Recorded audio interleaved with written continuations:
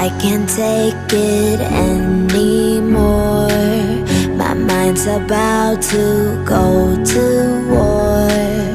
I need someone to save me from myself, to hear me cry when I call out for help. I blame it on the voices that are in my head.